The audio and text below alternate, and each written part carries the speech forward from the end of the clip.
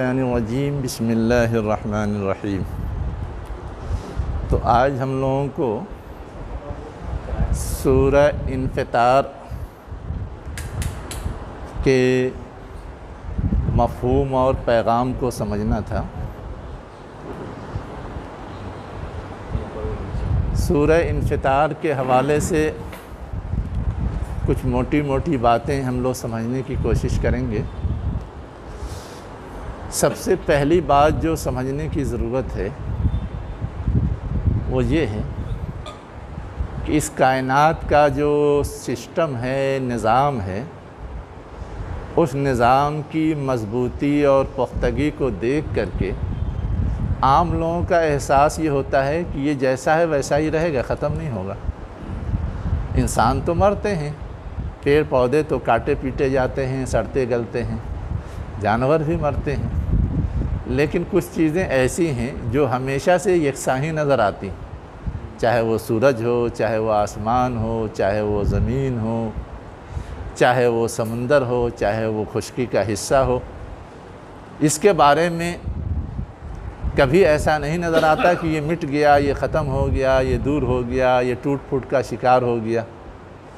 تو عام دیکھنے والا انسان یہ سمجھتا ہے کہ یہ سب پرماننٹ ہے، یہ سب مستقل ہیں۔ ٹھیک ہے، ہم آتے جاتے ہیں، دوسرے حشرات الارض اور حیوانات آتے جاتے ہیں، مرتے مٹتے ہیں، تو یہ اپنا مریں گے مٹیں گے، لیکن یہ سب تو ہمیشہ ہمیشہ رہے گی۔ تو ان کی برتری اور ان کی قدامت اور ان کی مضبوطی ایک طرح سے انسانی ذہن کو اس طرح سے بناتا ہے کہ گویا یہ بات جو کہی جاتی ہے کہ ایک دوسری دنیا پیدا ہوگی، ہے نا، اور اس دوسری دنیا میں ایک دوسری زندگی ہوگی، اس کی ضرورت بھی نہیں محسوس ہوتی اور یہ محال ہے، یہ ناممکن۔ تو اصلاً اس کا جواب دینے کے لیے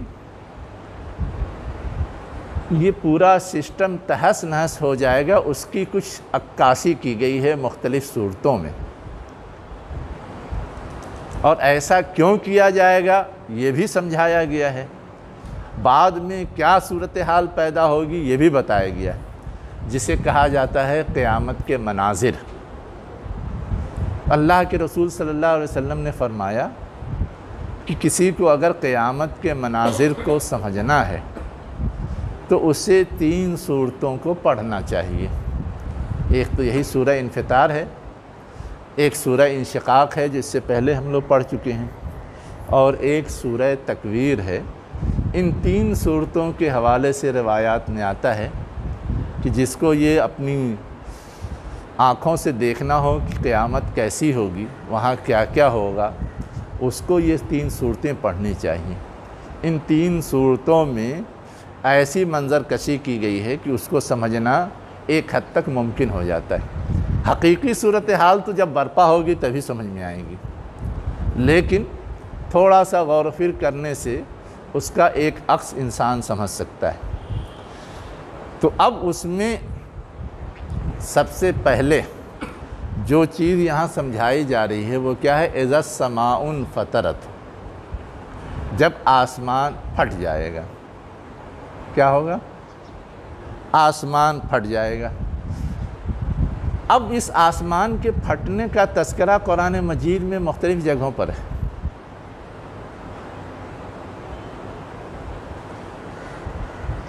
سورہ مزمل میں بھی ہے، ابھی پڑھ رہے تھے آپ نماز میں، کیا ہے؟ السماء منفطر بہ، ہے کہیں؟ اسی انفطار سے ہے نا؟ آسمان کیا ہوگا؟ اس دن پھٹا ہوا ہوگا۔ ویسے ہی پچھلے جو سورہ ہم نے پڑھی ہے اذا السماء انشقت، آسمان پھٹا ہوا ہوگا۔ ایک جگہ قرآن مجید میں آیا یوم تشقق الارض یوم فکانت وردتن کالدہان، ایسے ہی مختلف وفتحت السماء فکانت ابوابا، آسمان کھول دیا جائے گا مطلب ابھی تو کہیں سے کوئی دروازہ نظر نہیں آتا، لیکن اس وقت پھٹ کر کے دروازے اس میں بن جائیں گے، فکانت ابوابا، فتحت السماء فکانت ابوابا۔ تو اس طرح کی بہت ساری باتوں کا قرآن مجید میں تذکرہ ہے۔ کیوں تذکرہ ہے؟ یہ سمجھانے کے لیے کہ جس چیز کو تم ٹھوس، مضبوط، منظم سمجھتے ہو، یہ چیز بکھراؤ کا شکار ہوگی، یہ چیز ٹوٹ پھوٹ کا شکار ہوگی، یہ چیز تہس نہس ہوگی۔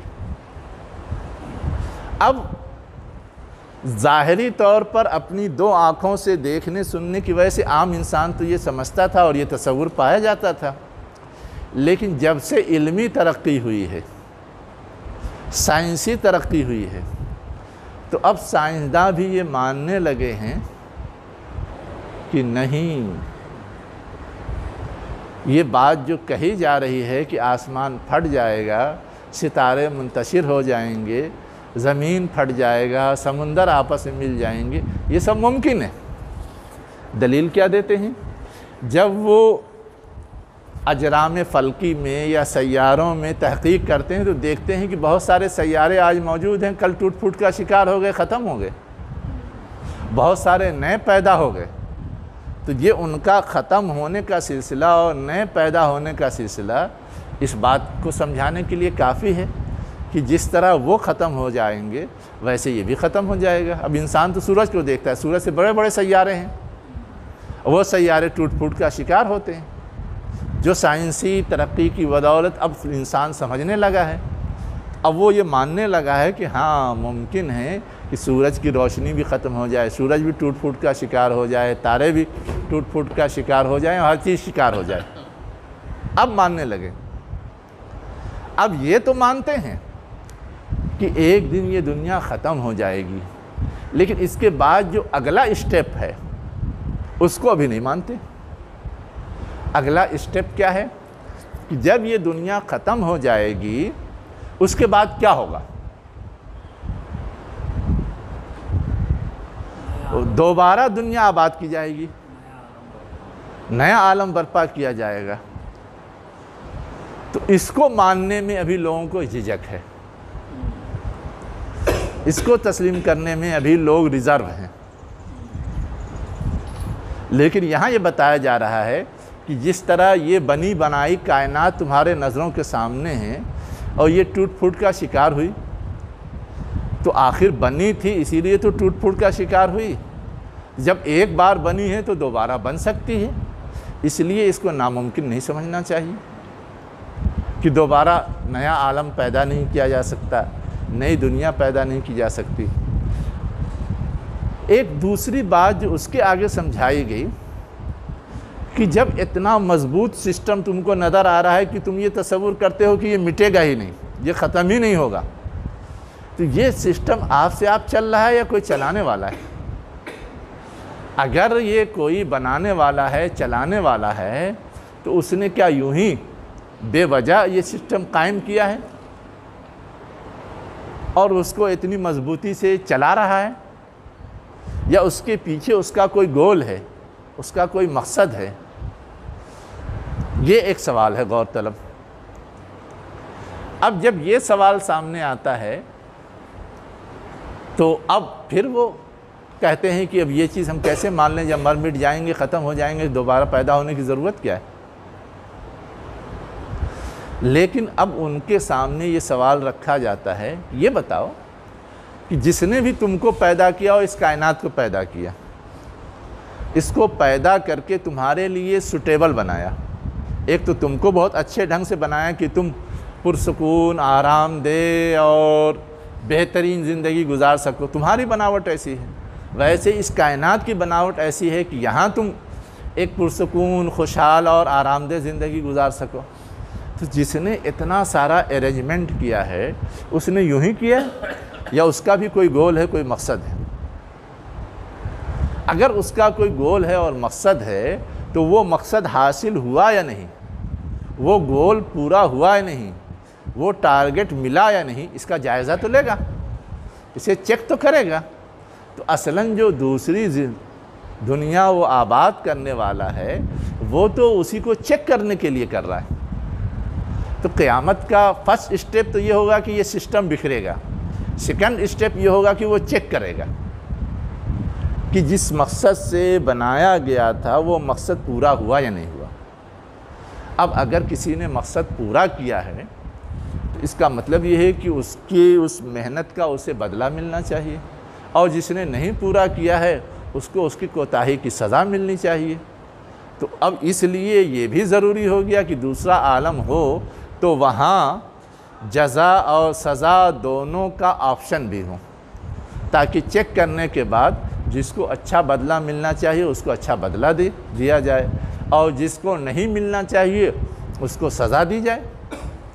تو اس تناظر میں قیامت کا دوسرا اسٹیپ کہ جزا سزا کا تجزیہ کیا جائے، کون کس کا مستحق ہے اس کا بیان بھی ہے، اور اس کے بعد پھر یہ بیان بھی ہے کہ کس کو اچھا بدلہ ملے گا، کون قرار پائیں گے کہ انہوں نے اچھا رول پلے کیا ہے، اور کس کو برا بدلہ ملے گا، اور ان کے بارے میں یہ طے ہوگا کہ ان کو کیوں برا بدلہ مل رہا ہے، انہوں نے کون سا کردار ادا کیا، کون سی کوتاہی یا غلطی کی، اس کی وجہ سے ان کو برا بدلہ ملے گا۔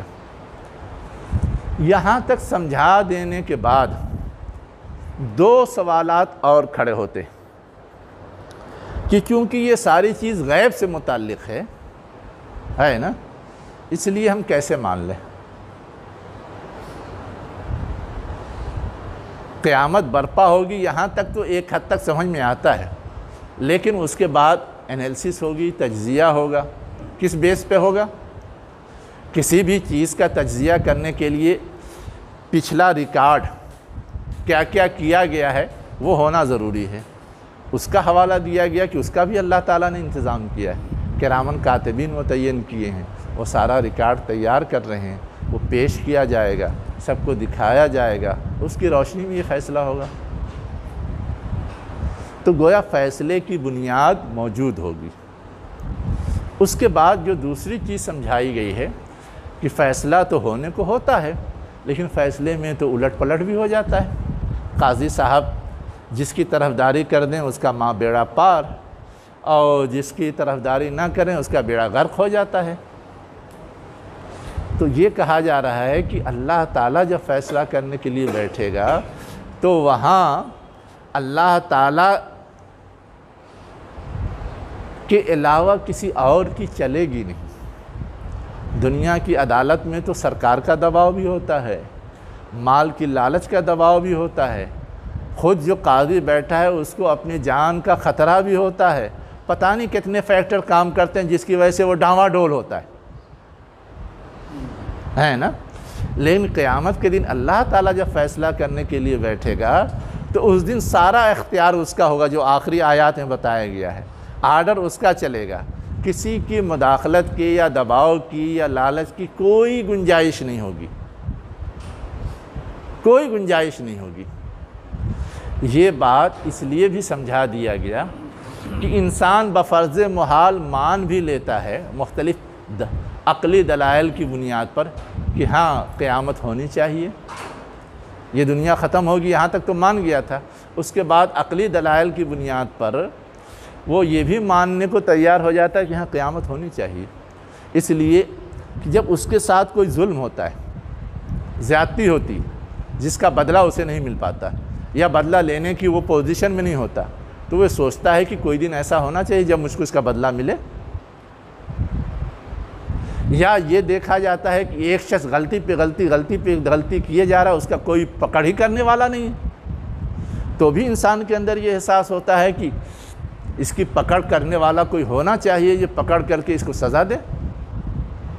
ایک آدمی ساری تکلیف برداشت کر کے اچھا عمل کرتا رہتا ہے اور لوگ ان کو پریشان کرتے رہتے ہیں، اس کو اس کے اچھے عمل کا بدلہ نہیں مل رہا ہے تو بھی احساس ہوتا ہے کہ آج نہیں مل رہا ہے کل ملنا چاہیے۔ اس طرح کی چیزیں دیکھ کر کے عقلی طور پہ انسان یہ ماننے کو تیار ہو جاتا ہے کہ ہاں آج کے بعد کوئی ایک دن ایسا ہونا چاہیے جس دن کی جس کو بدلہ نہیں ملا بدلہ مل جائے، ٹھیک؟ لیکن وہیں پر دنیا کے میں موجود سسٹم کو دیکھ کر کے کچھ دوسری چیزیں بھی اس کے ذہن میں آتی ہیں کہ جیسے دنیا میں بدلہ لینے کے لیے مختلف حربے کام دے دیتے ہیں، سفارش کام دے دیتی ہے، رشوت کام دے دیتی ہے، دبنگئی کام دے دیتی ہے، یہ سب کام دیتی ہے، تو ویسے ہی وہاں بھی کام دے دے گی، وہاں بھی کام چل جائے گا، حالانکہ یہ اصولی طور پہ غلط ہے، لیکن ہمارے بدمعاش یا بگڑے ہوئے علماء یا بگڑے ہوئے قائدین یہاں بھی ان کو پٹی پڑھاتے ہیں اور ان کے اس تصور کو ایک الگ رخ دیتے ہیں۔ کیسے الگ رخ دیتے ہیں؟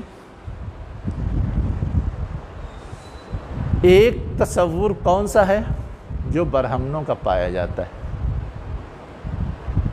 عقیدہ تناسخ۔ انسان کرم کا بدلہ تو پاتا ہے لیکن اسی دنیا میں چکر کاٹتا رہتا ہے، آواگمن جس کو کہتے ہیں۔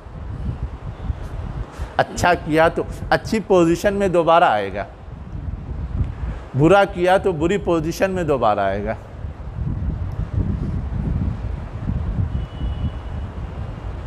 ٹھیک؟ اب اس میں یہ جو چکر چلتا رہتا ہے، اس چکر کے خاتمے کا سوال ہی نہیں ہے۔ اس تصور کی وجہ سے ہوتا کیا ہے کہ سزا کی جو سنگینی ہے یا بدلے کی جو خوبصورتی ہے وہ ختم۔ اس لیے کہ پچھلی زندگی میں کیا کیا تھا کہ آج سزا بھگت رہے ہیں، جانور بن گئے، یا پچھلی زندگی میں کیا کیا تھا کہ آج ہم بڑے مہان بن گئے، کسی کو نہیں معلوم۔ تو جو کامیابی پہ خوشی حاصل ہوتی ہے، انعام سے لذت محسوس ہوتی ہے، اس کا احساس ہی نہیں ہوتا۔ ہم مہان بن گئے لیکن ہم پچھلی کسی کارکردگی کی وجہ سے مہان بنے ہیں، اس کا یہ فائدہ اٹھا رہے ہیں، یہ تو کسی ذہن ہی میں نہیں ہوتا۔ کیا کیا تھا یہ بھی نہیں معلوم، اور کون سی غلطی کی تھی جس کی سزا میں ہم سانپ بچھو بن کر کے دنیا میں سب سے حقیر بنے ہوئے ہیں، یہ بھی نہیں معلوم۔ ایک پٹی تو یہ پڑھائی کہ ہمیشگی کی سزا یا ہمیشگی کے انعام اور اس سے لطف اندوز ہونے کے تصور کو ملیامیٹ کیا عقیدہ تناسخ کے ذریعے۔ دوسری طرف عیسائی اور یہودی تناسخ، آواگمن ہے نا، ہاں، یعنی یہ دنیا ہمیشہ رہے گی، اس دنیا میں ہم ہمیشہ آتے رہیں گے، اچھا کیا تو اچھی پوزیشن میں زندگی گزاریں گے، برا کیا تو بری پوزیشن میں زندگی گزاریں گے۔ یہی دنیا کل ہے، کبھی ختم نہیں ہوگی، دوسری دنیا نہیں آئے گی، کوئی اور فیصلہ نہیں کرے گا، آپ سے آپ یہ سب ہوتا رہے گا۔ یہ ہے آواگمن کا تصور۔ ایک دوسرا تصور اور پایا جاتا ہے جو یہودیوں اور عیسائیوں کا ہے۔ یہودیوں میں کیا ہے، ہم چہتے ہیں کچھ بھی کر لیں سب معاف۔ عیسائیوں کا کیا ہے، عیسیٰ علیہ السلام سولی پہ چڑھ گئے، انہوں نے سب کی طرف سے کفارہ ادا کر دیا، اب ہم دنیا میں ہم کچھ بھی کریں سب معاف۔ تو اب برائی پہ کوئی کنٹرول رہ جاتا ہے؟ آخرت کی ضرورت کا کوئی احساس باقی رہ جاتا ہے؟ یہ تو گارنٹیڈ ہے کہ آخرت ہماری کامیاب۔ ہمارے جو بڑے تھے انہوں نے ہمارا کام کر دیا، اب اس کے بعد بچتے ہیں بگڑے مسلمان۔ ان کے ہاں جو شفاعت کا تصور آ گیا وہ بھی ویسے ہی ہے نا، کہ پیر بابا شفاعت کروا دیں گے یا اللہ کے رسول کروا دیں گے وغیرہ وغیرہ۔ تو اب اس کی وجہ سے یہ آخرت کا تصور کمزور پڑ جاتا ہے، بگڑ جاتا ہے۔ تو اخیر میں یہ بات جو کہے گی کہ اللہ کے علاوہ کوئی قدرت نہیں رکھے گا اور حکم اللہ کا چلے گا، اس کا مطلب یہ کہ دنیا میں جس پہ بھی لوگوں نے بھروسہ کیا ہے نا، وہ سب غلط۔ پیر کا حکم چلے گا ہی نہیں تو وہ کیسے بخشوا دیں گے، رسول کا حکم چلے گا ہی نہیں تو وہ کیسے بخشوا دیں گے؟ وَالْأَمْرُ يَوْمَئِذٍ لِلَّهِ۔ تو یہ جو مختلف کانسیپٹ پیدا ہوئے اپنے اپنے طور پہ لوگوں نے پیدا کیا، تو قیامت میں جزا اور سزا کے تصور کو ایک حد تک تسلیم کرنے کے باوجود اپنی غلطیوں کو جسٹیفائی کرنے کے لیے چور دروازے کھولے، اور اس چور دروازے کے ذریعے یہ اطمینان حاصل کرنے کی کوشش کی کہ ہماری گرفت نہیں ہوگی۔ یہ ہے پورا خلاصہ جو اس سورہ کے اندر مباحث آئے ہیں اس کا۔ اب اس میں دو تین موٹی موٹی باتیں جو سمجھنے کی ہیں۔ ایک بات تو یہ سمجھنے کی ہے کہ کہا یہ جا رہا ہے کہ آسمان پھٹ جائے گا، ٹھیک ہے پھٹ جائے گا۔ دوسرا کہا گیا اذا الکواکب انتثرت، ستارے کیا ہوں گے؟ بکھر جائیں گے۔ بکھرنے کا مطلب کیا ہے؟ وہ اپنی جگہ چھوڑ دیں گے۔ آج سائنس بھی یہ بات تسلیم کرتی ہے کہ ہر ایک کے لیے ایک دائرہ فکس ہے، اس دائرے کے اندر ہی وہ رہتے ہیں، اس سے باہر نہیں نکلتے، کہ اس میں سے کوئی اگر باہر نکل جائے تو یہ سسٹم ڈسٹرب ہو جائے گا۔ اب وہ باہر نکلیں گے، سسٹم ڈسٹرب ہو جائے گا۔ جب سسٹم ڈسٹرب ہو جائے گا تو ہماری زندگی محال ہو جائے گی، ہم آٹومیٹک مر جائیں گے۔ روشنی نہیں ہو ہم مر جائیں گے، بارش نہیں ہو ہم مر جائیں گے، آسمان پھٹ جائے گا، بارش کا سسٹم ڈسٹرب ہوگا، ہمیں غلہ نہیں ملے گا، ہم مر جائیں گے، ہمیں ہوا نہیں ملے گی، ہم مر جائیں گے، پانی نہیں ملے گا، ہم مر جائیں گے۔ تو یہ سب ٹوٹے گا تو ہم بھی ٹوٹیں گے۔ آگے کیا کہا جا رہا ہے؟ وَإِذَا الْبِحَارُ فُجِّرَتْ، جبکہ سمندر کیا کیے جائیں گے؟ پھاڑ دیے جائیں گے۔ اب سمندر پھٹے گا کیسے؟ ایک معنی مطلب تو میں نے معنی بتاتے ہوئے کہا تھا کہ ابھی تو ہر سمندر کی ایک حد متعین ہے، اور اس میں جب دراڑ پڑے گی تو سب ایک دوسرے سے مل جائیں گے، اور وہ پانی جب ایک دوسرے سے مل جائے گا تو پانی ہی پانی ہو جائے گا۔ ہو سکتا ہے اس کا اثر یہ بھی ہو کہ زمین پہ پورا پانی پانی ہو جائے، کیا ہوگا واللہ عالم، ہم اس کی پوری کیفیت نہیں جانتے۔ لیکن ایک دوسرا مفہوم اور بتاتے ہیں ہمارے علماء کرام، کہتے ہیں یہ سمندر تو زمین ہی پر ہے نا،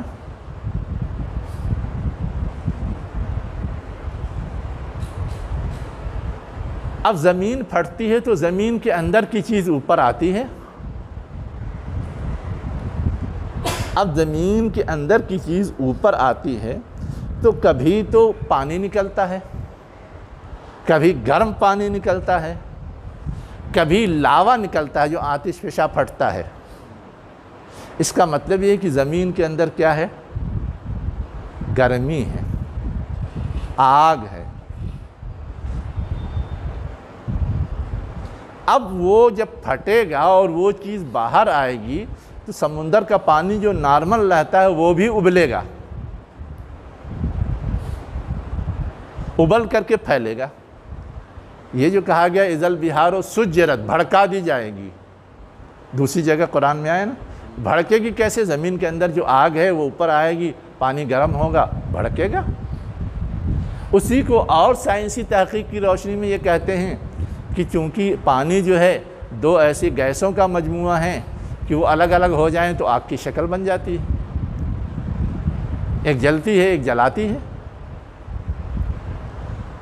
تو یہ دونوں الگ الگ ہو جائیں گے، یعنی سمندر کا پانی الگ الگ ہو جائے گا، اس لیے وہ بھڑکے گی۔ اس کی طرف اشارہ ہے۔ کچھ بھی ہو، بیسک بات یہ کہنی ہے کہ جو سسٹم بنا ہوا ہے وہ ٹوٹ پھوٹ کا شکار ہوگا۔ اب اس کے بعد آگے کیا کہا گیا؟ اذا القبور بعثرت، جب قبریں کیا ہوں گی؟ کھول دی جائیں گی۔ کھول دی جائیں گے، مطلب یہ کہ جب یہ دنیا تہس نہس ہو جائے گی، ہر چیز مر مٹ کے ختم ہو جائے گی، تو سب کہیں نہ کہیں تو ہوگی اسی زمین ہی پر، جہاں بھی ہوگی وہی اس کی قبر ہے، اور وہاں سے پھر دوبارہ سور پھونکا جائے گا، دوبارہ اٹھایا جائے گا، دوبارہ جب کائنات قائم کی جائے گی، جس کا تذکرہ دوسری جگہوں پر آیا ہے۔ اب یہاں پر ایک سوال یہ اٹھاتے ہیں کہ جو لوگ قبر میں دفن کیے گئے وہ تو قبر سے اٹھائے جائیں گے، جو لوگ پانی میں بہا دیے جاتے ہیں، ایک قوم ہے پوری جو پانی میں بہاتی ہے، جو لوگ آگ میں جلا دیے جائیں گے، جو جلا کر کے راکھ بنا کے اڑا دیتے ہیں، وہ کیسے اٹھائے جائیں گے؟ اب اس سوال کا جواب کیا ہوگا؟ اصل چیز یہ ہے کہ قبر تو ایک ظاہری تصوراتی چیز ہے نا، ہم جس کو قبر میں دفن کرتے ہیں وہ بھی تو سڑ گل کی مٹی بن جاتا ہے، اور جو جلا دیا گیا وہ بھی مٹی یا راکھ بن گیا، وہ سب مٹی کے قبیل کی چیز ہے، جو پانی میں بہا دیا گیا وہ بھی سڑ گل کے ویسے ہی ذرہ ذرہ ہو جاتا ہے۔ تو وہ انسانی باڈی کہیں بھی ہو، چاہے ذرے کی شکل میں، چاہے جسم کی شکل میں، جیسے فرعون کی لاش محفوظ ہے نا، وہ سب دوبارہ زندہ کی جائے گی، بنائی جائے گی، اللہ کے حضور حاضر کی جائے گی، یہ کہنا ہے۔ پریکٹیکل کیا ہوگا غیب کا معاملہ ہم لوگ نہیں جانتے، لیکن ہوگا یہ طے ہے۔ جو چیز ایک بار ممکن تھی کہ کچھ نہیں تھا اللہ تعالیٰ نے بنا دیا، دوبارہ بھی ممکن ہے۔ اب آگے کہا گیا عالمت نفس ما قدمت وآخرت، جب دوبارہ پیدا کر کے اللہ تعالیٰ جمع کرے گا تو سب کو اس کا نامہ اعمال دکھایا جائے گا نا، وہ دیکھیں گے خود، جو کچھ کیا، جو کچھ نہیں کیا، جو پہلے کیا، جو بعد میں کیا، جو 3-4 معنی تھے وہ میں معنی دکھواتے ہوئے بتا چکا ہوں۔ اب اگلے جملے میں ایک عجیب و غریب بات کہی جا رہی ہے نا، یا ایھا الانسان ما غرک بربک الکریم۔ جب یہ مان لیا کہ سزا ہونی ہے نا، تو قیامت میں اتنی تاخیر کیوں ہو رہی ہے؟ تو انسان یہ دیکھتا ہے کہ ہم تو غلطی کر رہے ہیں، ہماری کوئی گرفت نہیں ہو رہی ہے، قیامت آ نہیں رہی ہے، ہمارا کوئی پرسان حال نہیں ہے، تو وہ بے فکر بن جاتا ہے۔ اسی کو کہہ رہا ہے کہ یا ایھا الانسان ما غرک بربک الکریم، کس چیز نے تم کو دھوکے میں ڈال دیا ہے رب کریم کے سلسلے میں۔ اب رب کو کریم کیوں کہا گیا؟ رب کو کریم اس لیے کہا گیا کہ اصول دنیا میں جو چلتا ہے، جس نے جب غلطی کی فوراً اس کو جلد سے جلد سزا دی جائے، اور اللہ تعالیٰ کے سسٹم میں یہ ہے کہ دنیا میں سزا ریئر ہے، تو جب قیامت برپا ہوگی سارا حساب و کتاب ہوگا تو ہوگا، صرف بعض معاملات میں دنیا میں سزا ملتی ہے، ورنہ انسان کرتا رہتا ہے۔ یہ تو دارالامتحان ہے، جیسے امتحان میں بیٹھ کے آپ لکھیے مت لکھیے، کوئی غلط لکھیے صحیح لکھیے، سب چلتا رہتا ہے، کوئی روکنے ٹوکنے نہیں آتا۔ تو اب جب فوری گرفت نہیں ہوتی تو اس کی وجہ سے انسان تھوڑا سا یہ سوچتا ہے کہ کوئی گرفت ہو نہیں رہی، اس لیے وہ غلطی پہ ڈھیٹ ہو جاتا ہے، غلطی پہ اس کی توجہ کم ہو جاتی ہے، وہ غافل ہو جاتا ہے۔ اسی کو کہا گیا ما غرک بربک الکریم، اللہ نے تو تم کو مہلت دی کہ ایک اچھا خاصا وقت دیا، آج نہیں کل نہیں پرسوں سدھر جاؤ، لیکن اس کا تم نے غلط مطلب نکال لیا، سدھرنے کے بجائے اور ڈھیٹ ہو جا رہے ہو اور غافل ہوئے جا رہے ہو۔ یہ چیز خطرناک ہے، یہ چیز کیا ہے؟ خطرناک ہے۔ اصلاً تو ہونا یہ چاہیے کہ جب یہ بات معلوم ہو گئی کہ کائنات مٹنی ہے تو ہمیشہ خوف کی حالت میں ہونا چاہیے، ہمیشہ فکر مندی کی حالت میں ہونا چاہیے۔ احادیث کے اندر تو یہ بات آتی ہے کہ نبی کریم صلی اللہ علیہ وسلم نے فرمایا کہ اللہ تعالیٰ نے اسرافیل کو یہ ڈیوٹی دے رکھی ہے کہ وہ سور پھونکیں گے، ہے نا، ان کے سور پھونکنے پہ یہ دنیا ختم ہو جائے گی، دوبارہ پھونکنے پہ دوبارہ بن جائے گی، 12 پھونکنے پر سب لوگ پھر حشر کے میدان میں حاضر ہوں گے۔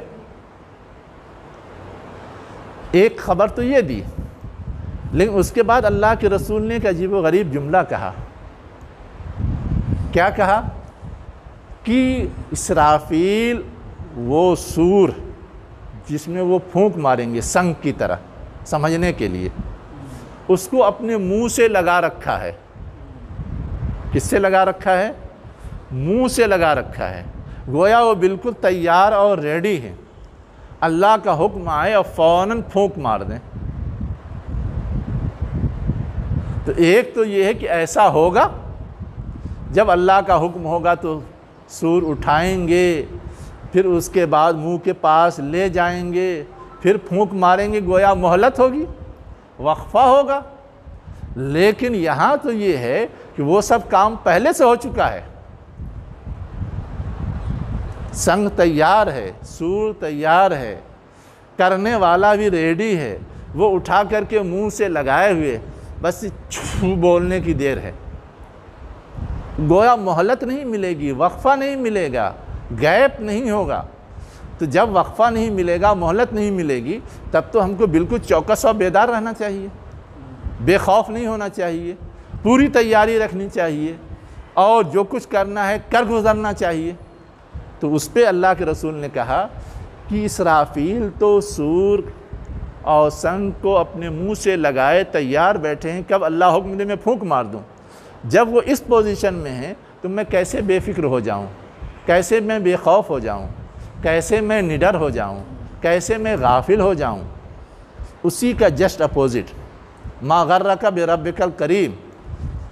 عام انسان تو دیکھ رہا ہے کہ کوئی گرفت نہیں ہو رہی ہے تو وہ غافل ہو رہا ہے، اور اللہ کے رسول یہ خبر دے کر کے یہ سمجھانے کی کوشش کر رہے ہیں کہ دیکھو کتنی تیاری ہے اللہ کی، تمہیں ذرا بھی غافل نہیں ہونا چاہیے، ہمیں ذرا بھی غافل نہیں ہونا چاہیے۔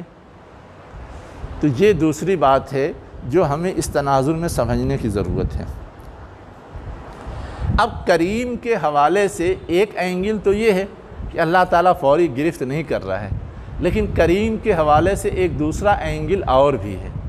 دوسرا اینگل کیا ہے کہ دنیا میں ہم موج مستی کرتے ہیں تو کیا اس موج مستی کو ہم نے خود سے کمایا ہے، خود سے حاصل کیا ہے، یا اس موج مستی کے سارے اسباب اللہ نے فراہم کیے؟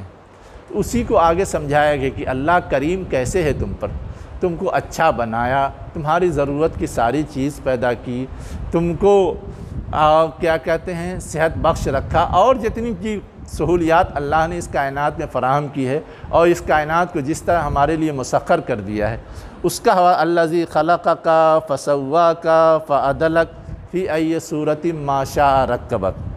یہ سب اللہ کا کرم ہے نا۔ اب اس کرم کا تقاضا کیا تھا کہ ہم اللہ کے احسان مند بنیں، لیکن اللہ کو مانتے نہیں، جھٹلاتے ہیں۔ اور اس کرم کا تقاضا یہ بھی تھا کہ اللہ نے دیا ہے تو وہ اس کے بارے میں پوچھ گچھ کرے گا۔ تو گویا ہم جزا و سزا کے دن کو مانیں، تو ہم ان سب کو جھٹلاتے ہیں۔ اسی کو کہا گیا کلا بل تکذبون بالدین، ہرگز نہیں، تم تو جزا کو جھٹلاتے ہو، ہے نا۔ اب جزا کو جھٹلاتے ہو یہ جرم ہے۔ اس کے بعد کہا جا رہا ہے دیکھو جزا کا دن تو طے ہے اور اس کی پوری تیاری ہے۔ تیاری کا سب سے پہلا مرحلہ یہ ہے کہ تمہارا ہر عمل ریکارڈ کیا جا رہا ہے۔ اِنَّ عَلَيْكُمْ لَحَافِظِينَ، بے شک تم پر اللہ نے نگراں متعین کر رکھے ہیں، کرامن کاتبین۔ وہ نگراں ایسے ویسے نہیں ہیں کہ رشوت دے کے کام چلا لوگے۔ حافظ مانے نگرانی، حفاظت کرنے والا، نگرانی کرنے والا۔ حافظ مانے قرآن یاد کرنے والا وہ نہیں، وہ اردو والا مفہوم ہے نا۔ کرام کریم کی جمع ہے۔ کریم کا مطلب شریف لوگ، کوئی غلط کام نہیں کریں گے۔ کاتبین کا مطلب یہ کہ اسی سن نہیں رہے ہیں، وہ لکھ رہے ہیں، ہر چیز لکھی لکھائی ہوگی۔ یعلمون ما تفعلون، وہ جانتے ہیں جو تم کرتے ہو۔ دنیا میں جو لوگ ریکارڈ تیار کرتے ہیں کسی کے اندر یہ خوبی نہیں پائی جاتی کہ وہ ہر چیز جانتے ہوں۔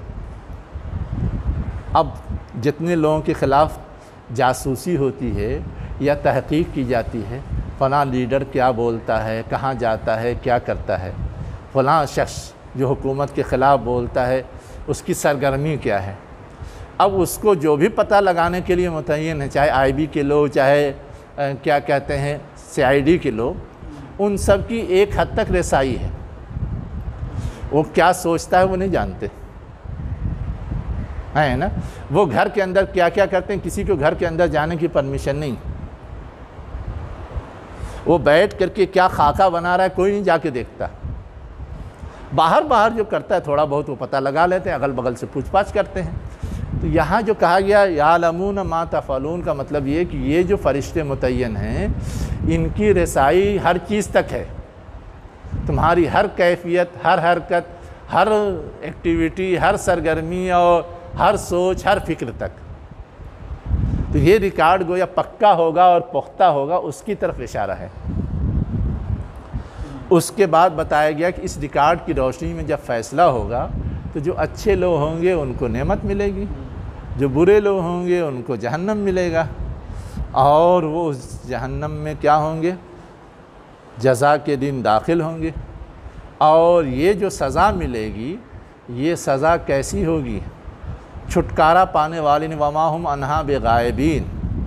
دنیا میں سزا ہوتا ہے 5 سال کی قید، 5 سال کے بعد چھٹی، ایسا ہوتا ہے نا۔ 2 سال کی قید، 1 سال کی قید، تعمر قید، پھر بھی چھٹی مل جاتی، دن رات گن کر کے بہانہ۔ لیکن اللہ تعالیٰ کہہ رہا ہے وما ہم عنہا بغائبین، جس جہنم میں وہ ڈال دیے جائیں گے اس سے وہ نکل نہیں سکیں گے۔ اب یہاں پہ ایک ایشو کھڑا ہوتا ہے، کیا ایشو کھڑا ہوتا ہے؟ لوگ جہنم میں پرماننٹ رہیں گے جب ڈال دیے جائیں گے یا اسے نکلیں گے بھی؟ مجموعی جو ہم لوگ جانتے ہیں وہ تو یہ جانتے ہیں، کیا جانتے ہیں؟ نکالے جائیں گے، اور جو کافر اور مشرک ہوں گے وہ ہمیشہ ہمیشہ رہیں گے۔ لیکن مسلمانوں ہی میں ایک گروہ ہے معتزلہ جو یہ کہتا ہے کہ کافر مشرک جس طرح ہمیشہ ہمیشہ جہنم میں رہیں گے ویسے ہی گناہ کبیرہ کا ارتکاب کرنے والے بھی ہمیشہ ہمیشہ جہنم میں رہیں گے۔ اب کوئی نماز نہیں پڑھتا ہے یہ تو گناہ کبیرہ ہے نا، کوئی والدین کو قتل کر دیتا ہے یہ گناہ کبیرہ ہے یا نہیں؟ تو ہاں،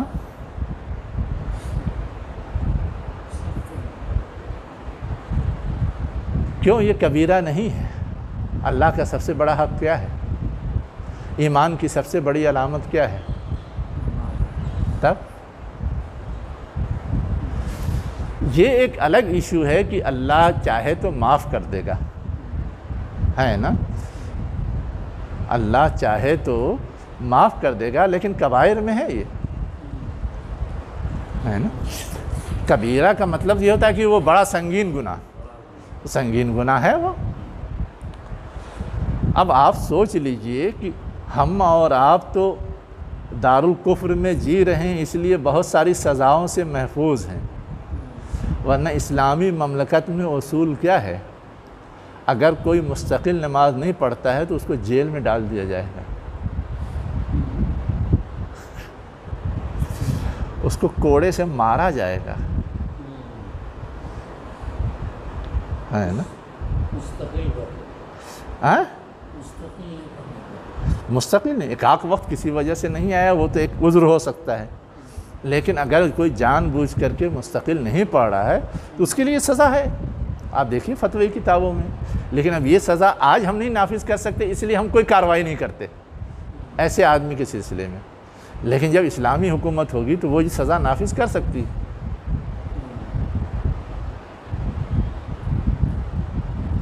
جی، تو میں جو چیز کہہ رہا تھا کہ یہ جو تصور ہے وَمَا هُمْ عَنْهَا بِغَائِبِينَ، معتزلہ لوگ اسی آیت سے استدلال کرتے ہیں کہ یہاں کہا گیا کہ برے لوگ کیا ہوں گے؟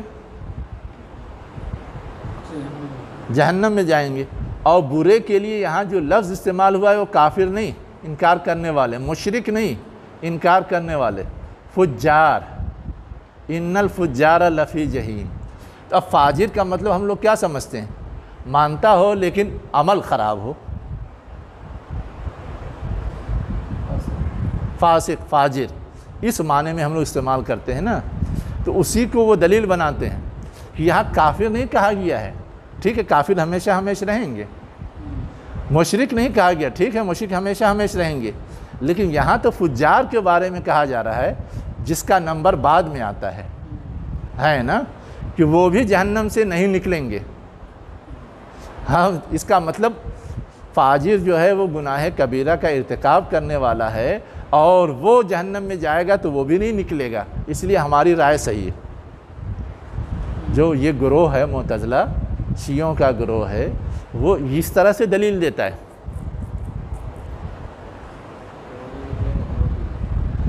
اور ہم لوگ دلیل دوسری دیتے ہیں، ہم لوگ دلیل یہ دیتے ہیں کہ ایک طرف یہ بات کہ وَمَا هُمْ عَنْهَا بِغَائِبِينَ ہے نا، اور دوسری طرف یہ بات کہ جس کے اندر بھی ایمان ہوگا اپنے سارے برے کرتوت کی سزا بھگتنے کے بعد وہ کیا ہوگا، جنت میں آ جائے گا، ہے نا۔